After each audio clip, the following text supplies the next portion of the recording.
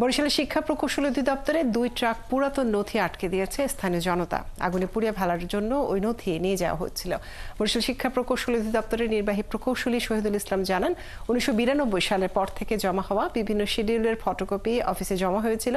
Room খালি করার জন্য ঊর্ধ্বতন কর্তৃপক্ষের সঙ্গে আলাপ করে নথিগুলো পুড়িয়ে ফেলার জন্য ময়লার ভাগাড়ে পাঠানো হয়েছিল, কিন্তু সেগুলো ভাগাড়ে না নিয়ে ভাড়াটে শ্রমিকরা বিক্রির উদ্দেশ্যে অন্য কোথাও নিয়ে যায়। পরে চরবাড়িয়া ইউনিয়নের কাগারসুরা বাজারে জনতা তাদের আটক করলে পুলিশের সহায়তায় আবার ফিরিয়ে আনা হয়েছে।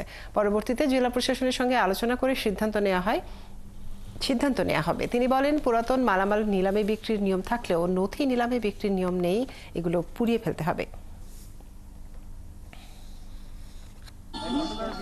এই যে বড় গাড়িটা দেখেন, এই গাড়িটা কিন্তু ইন টোটাল চলে গেছিল, আর ছোট গাড়িটা এই জায়গা পরবর্তীতে অর্ধেক পথ থেকে আবার নিয়ে আসছি, তারা নিয়ে যাওয়া দরছিল। আমি চলে আসি স্থানীয় গণ্যমান্য ব্যক্তিবর্গের উপস্থিতিতে। আমি আবার আমার কাগজপত্র আমি একটা অঙ্গীকারনামা দিয়ে আমি এটি আমার অফিসে নিয়ে যাচ্ছি এবং পরবর্তীতে জেলা প্রশাসনের মাধ্যমে নিলামের মাধ্যমে এটি আবার পুনরায় প্রশাসনের মাধ্যমে উপস্থিতি করানো হবে।